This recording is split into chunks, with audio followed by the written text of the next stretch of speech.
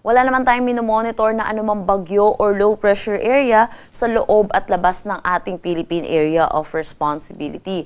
Pero patuloy ang pag-iral ng northeast monsoon or amihan dito sa buong Luzon at Visayas. Samantala, itong shear line po natin, yung kaulapan na dala nito ay bahagyang lumayo dito sa ating kalupaan. Pero inaasahan pa rin po natin na may dala pa rin itong mga pag-ulan sa ilang bahagi ng Eastern Visayas at Caraga.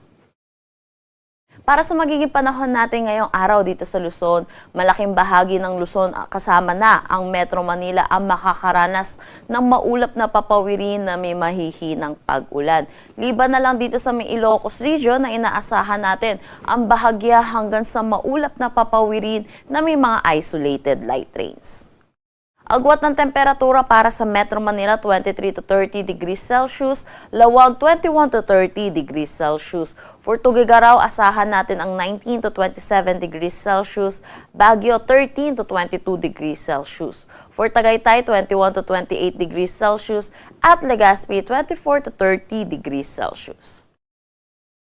Dulot netong shear line, inaasahan natin makakaranas ng maulap na papawirin na may mga kalat-kalat na pag-ulan dito sa may Northern Samar, Eastern Samar, Southern Leyte, Dinagat Islands at Surigao del Norte. Samantala, sa nalalabing bahagi naman ng Visayas kasama na rin ang Palawan, dulot ng northeast monsoon, makakaranas sila ng bahagya hanggang sa maulap na papawirin na may mga isolated light rains. Sa nalalabing bahagi naman ng Mindanao, magiging maaliwalas naman ang kanilang panahon, pero asahan din po natin yung init at alinsangan, lalo na sa tanghali hanggang hapon na may mataas na tsansa ng localized thunderstorm pagdating sa hapon at sa gabi. Agwat ng temperatura para sa Puerto Princesa at Kalayaan Islands, 23 to 30 degrees Celsius, Iloilo at Tacloban, Cagayan de Oro, 24 to 29 degrees Celsius, Cebu, 25 to 29 degrees Celsius, Zamboanga, 22 to 33 degrees Celsius, at Davao, 24 to 30 degrees Celsius. Wala na tayong nakataas na anumang gale warning sa anumang seaboards ng ating bansa.